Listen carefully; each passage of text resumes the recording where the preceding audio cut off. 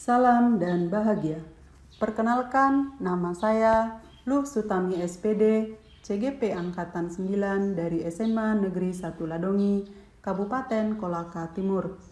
Kali ini saya akan memaparkan kesimpulan dan refleksi pemikiran Ki Hajar Dewantara terkait pendidikan.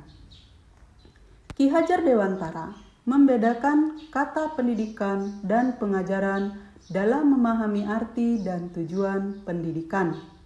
Menurut Ki Hajar Dewantara, pengajaran atau underwits adalah bagian dari pendidikan.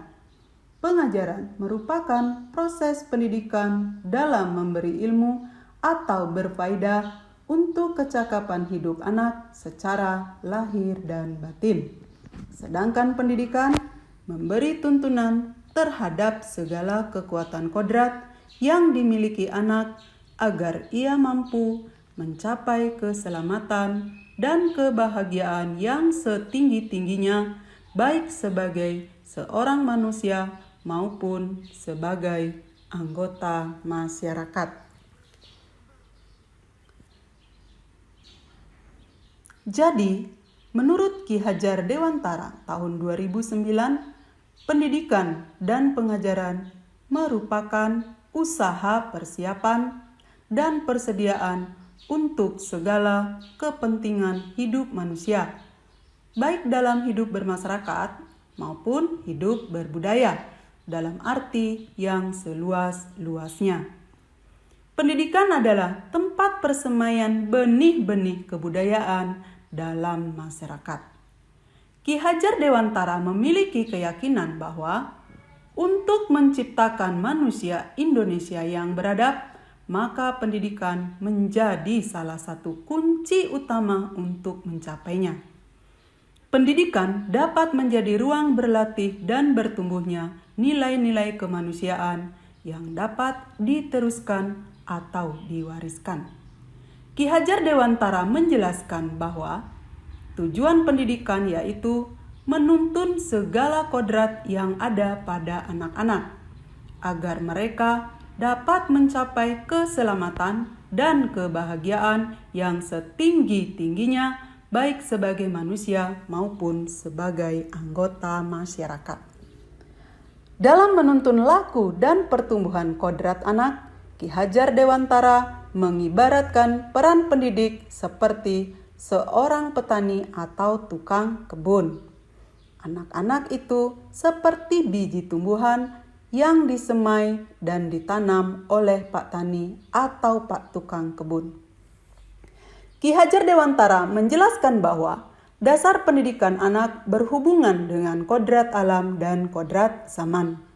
Kodrat alam berkaitan dengan sifat dan bentuk lingkungan di mana anak berada, sedangkan kodrat zaman berkaitan dengan isi dan irama. Artinya, cara belajar dan interaksi murid abad ke-21 tentu sangat berbeda dengan para murid di pertengahan dan akhir abad ke-20. Kodrat alam Indonesia dengan memiliki dua musim hujan dan musim kemarau, serta bentangan alam mulai dari pesisir pantai hingga pegunungan, memiliki keberagaman dalam memaknai dan menghayati hidup. Demikian pula dengan zaman yang terus berkembang dinamis, mempengaruhi cara pendidik menuntun para murid. Menurut Ki Hajar Dewantara, budi pekerti atau watak atau karakter merupakan perpaduan antara gerak pikiran, perasaan, dan kehendak atau kemauan sehingga menimbulkan tenaga. Budi pekerti juga dapat diartikan sebagai perpaduan antara cipta, kognitif, dan karsa atau afektif sehingga menciptakan karya atau psikomotor. Penerapan budaya lokal daerah Sulawesi Tenggara seperti budaya Medulu atau gotong royong dan budaya Merau atau sopan santun dipercaya dapat menebalkan laku anak. Lalu, apa yang saya percaya dan lakukan sebelum mempelajari modul ini? Yang pertama, selalu mengacu pada capaian kurikulum mengingat materi yang diajarkan cukup banyak. Yang kedua, saya menggunakan satu model pembelajaran untuk semua siswa tanpa memperhatikan karakteristik anak. Yang ketiga, dalam mengambil keputusan secara sepihak berdasarkan asumsi guru sebagai pusat pembelajaran. Yang keempat, tidak pernah melakukan refleksi terhadap pembelajaran.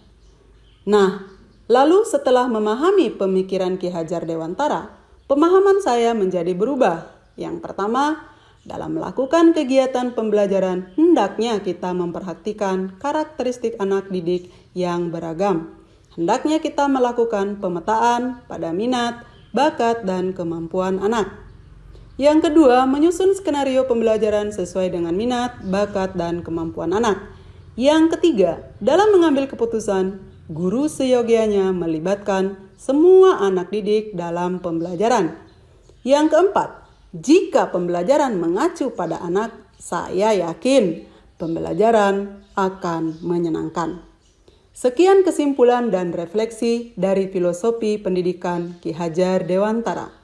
Terima kasih, salam dan bahagia selalu.